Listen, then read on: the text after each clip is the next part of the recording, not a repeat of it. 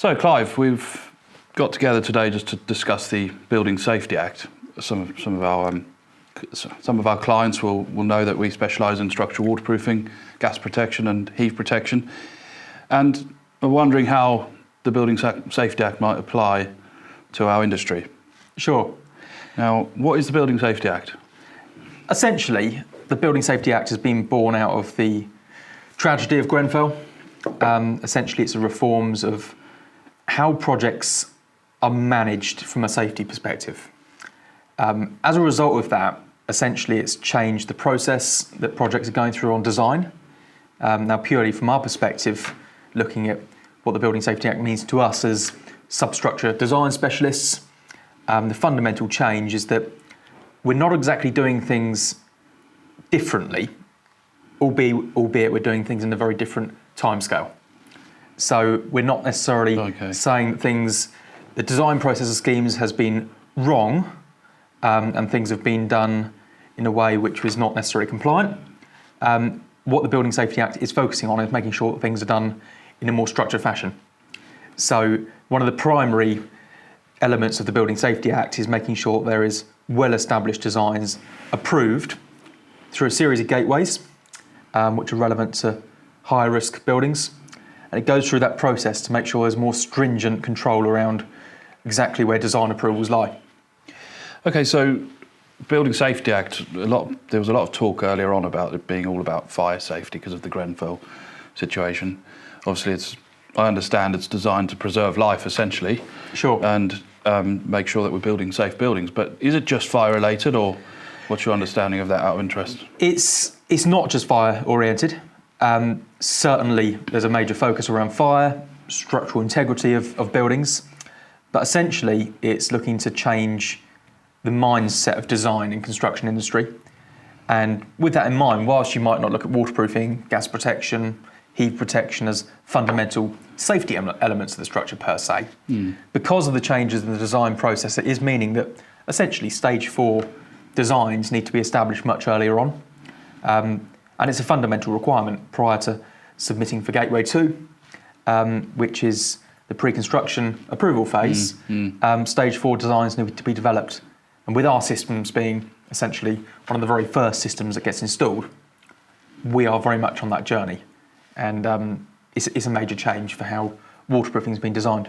So quite a cultural change for the industry. 100%.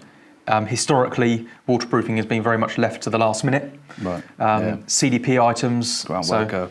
Exactly. Yeah. Led by the ground worker. Rush. And that is shifting now much further forward in the process. And I think in the short term, we're going to see delays on projects through this approval stage, but longer term, I think it's a good improvement to how design's working. Yeah, I see. So, am I right in thinking then that this kind of responsibility translates to many stakeholders, including the client? And what do you think the client in particular, if we start at that part of the chain, what do you think their key responsibilities are going to be in this process? In terms of allowing enough time for design, I was thinking, and things like that. Oh, sure, yeah. So clients essentially, they need to be considering the fact that with the changes out of the back of the Building Safety Act coming into play, they're going to have to recognise there's going to be a lot more upfront design work. There's going to be a much longer period of time before projects necessarily go live. This design and build process, or sometimes build and design, as we see on many schemes, that is going to be phased out. And also, at the back end of schemes, prior to Gateway 3 submissions, the pre-occupation phase, again, there's another 12-week statutory requirement, 12 weeks for the BSR to be reviewing the structure, the O&Ms. So from a client's perspective, they do need to be prepared for a longer period for their projects to be completed. The Gateway 3 being when the building safety regulator gives them a completion certificate before the building can be occupied. Yep. Clive, so substructure protection design, or in other words, structural waterproofing, gas protection, heat protection. How does this actually apply to the Building Safety Act, or can it just be specified as a generic Type A membrane, etc.? Sure. How is this going to come into play? There's a lot of conversation in the industry around this. I guess there's a lot of unknowns at this point in time as well, as we're in the infancy of it kind of starting to apply to live projects now. But having spoken to many tier one contractors over the last, I guess, 4 to 6 months, we understand due to the fact that a stage 4 detailed design is looking to be submitted to the building safety regulator for Gateway 2, there is reticence from principal designers to just put forward performance specs, essentially through fear of rejection. So the fact of having a more established, more robust design in place, actually specifying a manufacturer, seems to be the way people are leaning to mitigate risk of rejection, essentially, of their Gateway 2 approvals. Yeah, so when you talk about the gateways, just briefly highlight the 3 main gateways. Yeah, so we have Gateway 1, that is the planning gateway, essentially. Yeah. So this actually came into effect a good while back. 2021, potentially. October 2021, you're right. And many people remember the delays on projects where the second stair core was rolled out as being a requirement. Dame Judith Hackett actually mentioned in a recent presentation that initially when the Gateway 1 was rolled out, 50% of projects were actually rejected in their approvals. And they're expecting not a dissimilar situation again as they're rolling out Gateway 2 formally now, which Gateway 2 is the pre-construction gateway. It's almost probably the most significant, isn't it, in terms of how much it will affect the industry? It is. And it's the element that, yes, many tier one main contractors have become aware of, architects and engineers that we're engaging with are also aware of, but I guess it's such a broad scope in which it applies to that people may not tend to think of substructure waterproofing as being something that needs to be considered at that stage. So that's a major change. And then lastly, Gateway 3, that's the pre-occupation phase. So that is where we've been used to O&M manual submission information and it gets reviewed by building control. This is now the building safety regulator is reviewing this, and there's going to be quite an extended period of time where clients cannot occupy that building until they've got their final. So no more of the occupying a few floors while you build out the rest. Exactly. It's got to be completely The key finished. term is fit for habitation.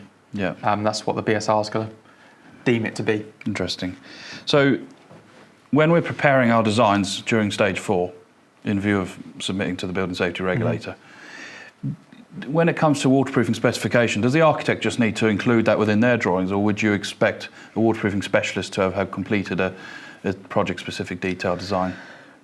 Well, one of the core requirements of the Building Safety Act is making sure there's evidence of competence, and that key part for us as a waterproofing designer is making sure we've got the relevant qualifications.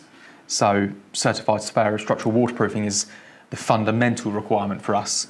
Now, many architects and engineers won't have that accreditation in-house. So feedback we've been getting is they would be looking to work with a manufacturer with a suitable number of suitably qualified personnel to suit the size of the project. And with the CSSW certainly, certification, so fundamental is enough certified surveyors of structural waterproofing within that team to cope with the demands of a project. So yeah, in effect, back to your question, yes, a manufacturer we are expecting to be named as part of that stage 4 design. Yeah, interesting. Now that is interesting because so what are Premcrete going to be doing to support basically main contractors and developers and engineers and architects, of course, as some of the main stakeholders? What are we sort of changing our approach completely, or? We're having to pivot significantly as a company. The waterproofing model, if you like, of design for the past 10, 15 years has been very much driven through CDP packages, contractor design portions. So we very much focused our energy and resources at the latter end of design, where the groundworkers sit. Built up well-established relationships with them. But that whole relationship piece now for design is moving back 3 steps essentially, back beyond potentially the main contractor or developer, back to the architects and engineers and potentially the clients at the outset. So that's where we're having to change our focus and making sure we're offering some real value to the specification market. So golden thread, the golden thread of information. Sure. What is this all about? There's a lot of talk about the golden thread. I think I've got a little bit of an idea. Yep. Give us a little bit of a... Sure. It's the golden thread essentially is about making sure that there's a digital record from cradle to grave of each given project. So from our perspective as a waterproofing designer, that is ensuring that there is digitalised records of design right from our very first initial design discussions with a specifier all the way through that journey to finally issuing our handover and warranty. For us, it has put us in a strong position in that we've been working and developing our own in-house online QC portal, which we're now opening up at a much earlier stage on projects to give that digitalised record of design discussions. That's Premcrete, isn't it? Premcrete, Yeah. Yep. So historically, it's been used to manage the live site installation and very much satisfying what Building Safety Act is requiring for that golden thread piece. But now we're looking to open that up at a much earlier stage. In the early stages of design. Yeah. Yeah, I see. Another key piece around the golden thread is making sure that there's clear change control. So if there's changes, making sure it's documented and anything along the pathway of the journey of design, which I guess dates back to the Grenfell challenge where there wasn't that piece in the management of quality and change of specifications.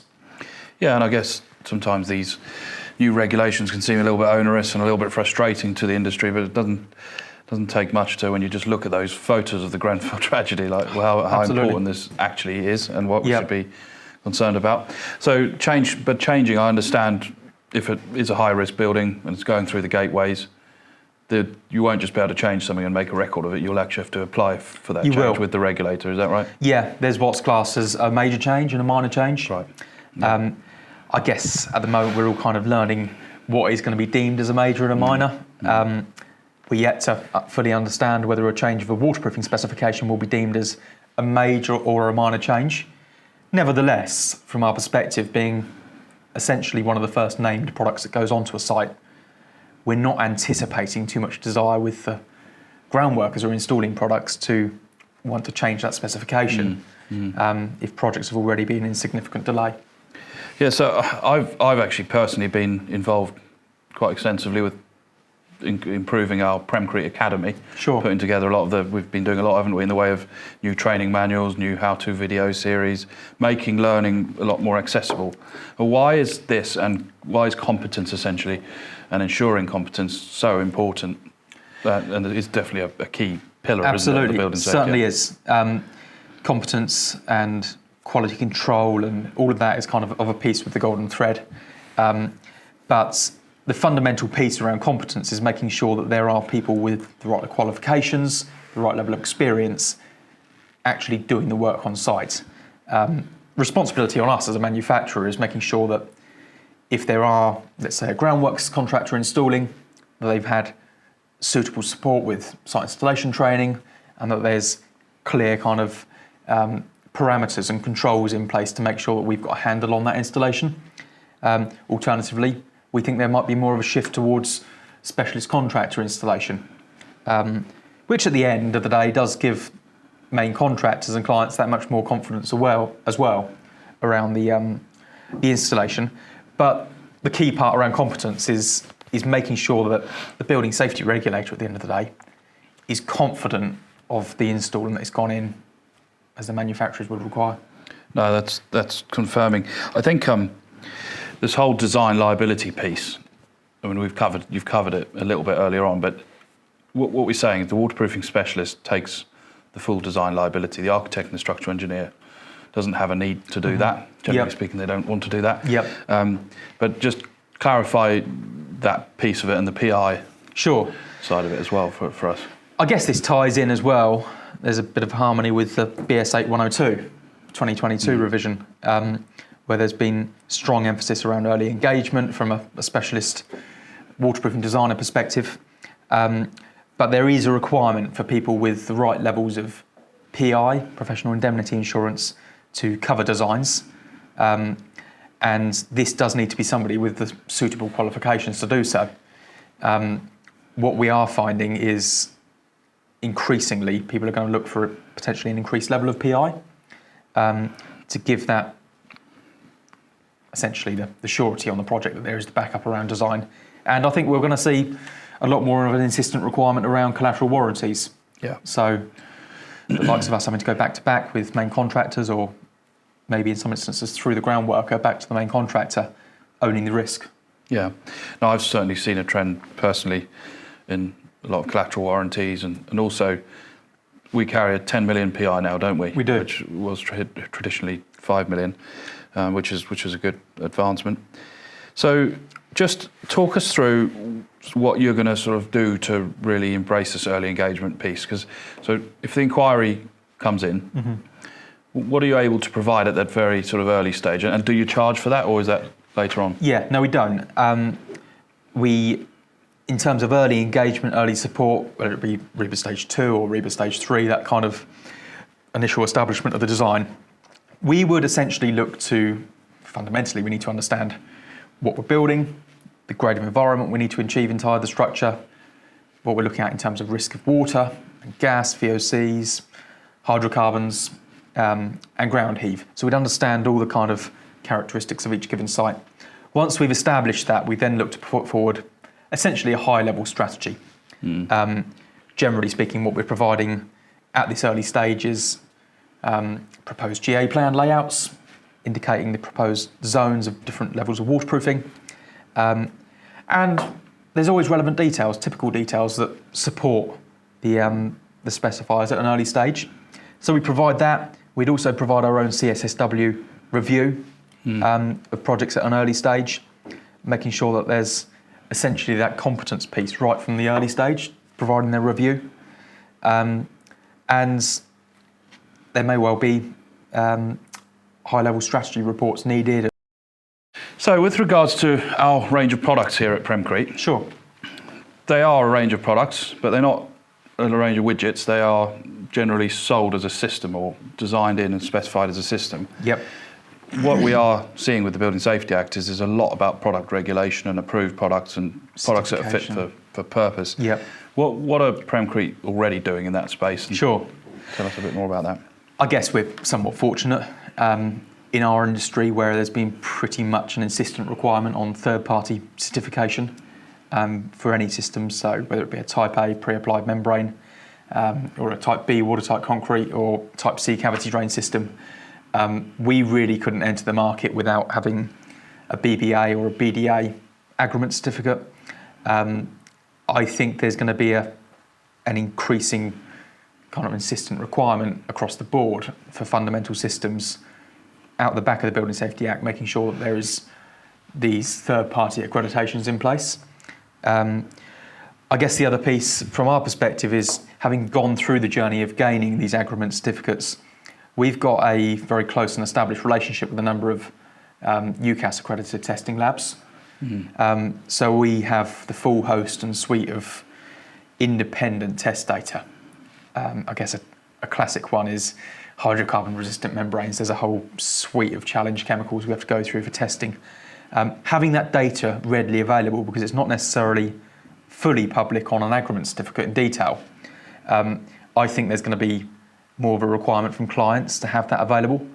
And there was an interesting recent webinar with Dame Judith Hackett, where there was a comment from one of the attendees around manufacturers starting to withhold some more of this data, which I think is not going to put them in a good position.